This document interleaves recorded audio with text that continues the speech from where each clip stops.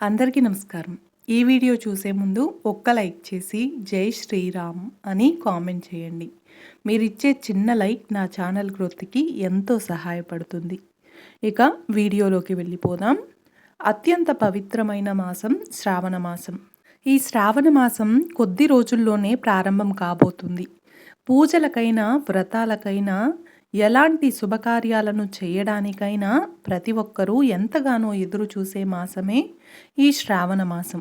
అయితే ఈ 2025వ సంవత్సరంలో శ్రావణ మాసం ఎప్పటి నుండి ప్రారంభం కాబోతుంది, ఎంతో పవిత్రమైన వరలక్ష్మి వ్రతం ఈసారి ఏ తేదీన వచ్చింది, ఒకవేళ ఈ వరలక్ష్మి వ్రతాన్ని చేయడం కుదరకపోతే వరలక్ష్మి వ్రతాన్ని ఏ రోజున చేసుకోవచ్చు, శ్రావణ మాసంలో ఎన్ని శ్రావణ శుక్రవారాలు వచ్చాయి, అలాగే శ్రావణ మంగళవారాలు ఎన్ని వచ్చాయి, శ్రావణ మాసంలో పాటించాల్సిన విధి విధానాలు ఏంటి, ఇలాంటి ఎన్నో విషయాల గురించి ఈ వీడియోలో తెలుసుకుందాం.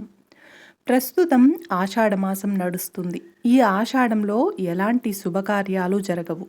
శుభకార్యాలను శ్రావణ మాసంలోనే నిర్వహిస్తారు. కొద్ది రోజుల్లోనే శ్రావణ మాసం ప్రారంభం కాబోతుంది. ఈ శ్రావణ మాసంలో ప్రతి ఇల్లు ఆలయాన్ని తలపించేలా కలకలలాడుతూ ఉంటుంది. శ్రావణ మాసం అంటే లక్ష్మీదేవికి ఎంతో ఇష్టమైన మాసం. కాబట్టి ఈ శ్రావణ మాసంలో అమ్మవారిని భక్తి శ్రద్ధలతో పూజిస్తే వివాహమైన ఆడవారికి నిండు నూరేళ్ల సౌభాగ్యం, అలాగే కుటుంబం మొత్తానికి అష్టైశ్వర్యాలు లభిస్తాయని పురాణాలు చెప్తున్నాయి. ఈ సంవత్సరంలో జూలై 25వ తేదీన శుక్రవారం నాడు పాడ్యమి తిథితో శ్రావణ మాసం ప్రారంభమయ్యి ఆగస్టు 23 శనివారంతో శ్రావణ మాసం ముగుస్తుంది. ఈ సంవత్సరంలో వచ్చిన శ్రావణ మాసం శుక్రవారంతోనే ప్రారంభమవుతుంది. అంటే జూలై 25 మొదటి శుక్రవారంతోనే శ్రావణ మాసం స్టార్ట్ అవుతుంది. ఈ సంవత్సరంలో వచ్చిన శ్రావణ మాసంలో మొత్తం 5 శ్రావణ శుక్రవారాలు, అలాగే 4 శ్రావణ మంగళవారాలు వచ్చాయి. ప్రతి శ్రావణ శుక్రవారం తప్పనిసరిగా లక్ష్మీదేవిని పూజించాలి.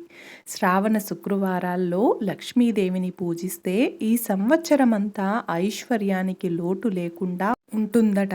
అలాగే శ్రావణ మంగళవారాలలో మంగళగౌరి వ్రతాన్ని చాలామంది చేసుకుంటారు. ఈ ఆనవాయితీ చాలా ఇళ్లల్లో ఉంటుంది.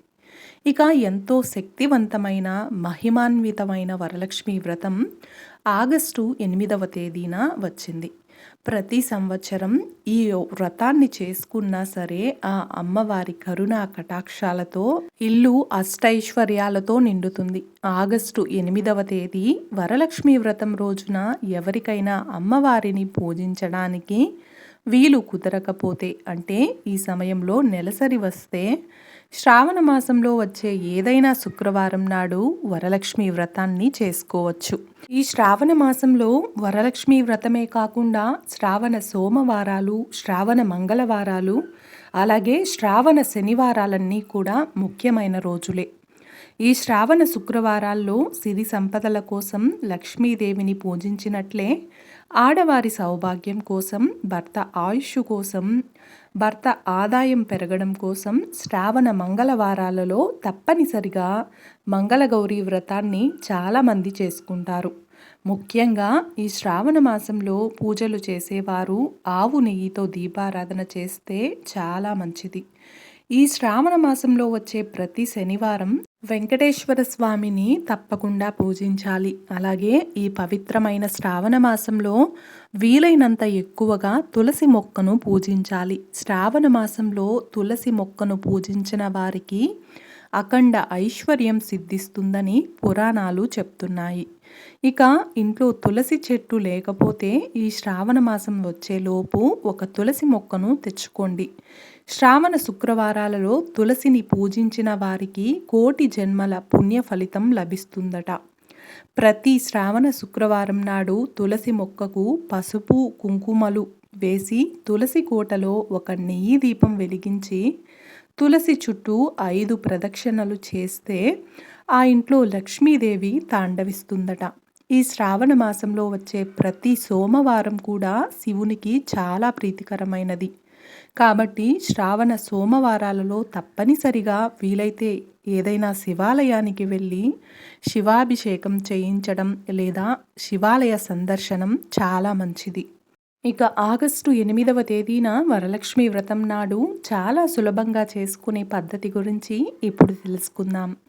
ఈ వరలక్ష్మి వ్రతం చేసేటప్పుడు ఒక చెక్క పీటను తెచ్చుకోవాలి. ఆ పీట పైన ఒక కొత్త వస్త్రాన్ని వేసి ఆ పీట పైన అమ్మవారి విగ్రహం కానీ అమ్మవారి చిత్రపటాన్ని కానీ పెట్టుకొని కలశాన్ని ఏర్పాటు చేసుకోవాలి. ఒక రాగి కలశాన్ని కానీ వెండి కలశాన్ని కానీ తీసుకొని ఈ కలశంలో బియ్యం, పసుపు, కుంకుమలు, తమలపాకులు, వక్కలు అలాగే రూపాయి నాణ్యాలను వేసి బియ్యం అంటే అక్షింతలను వేసి కలశం పైన కొబ్బరికాయను పెట్టి కలశాన్ని పసుపు కుంకుమలతో మామిడి తోరణాలతో అలంకరించాలి.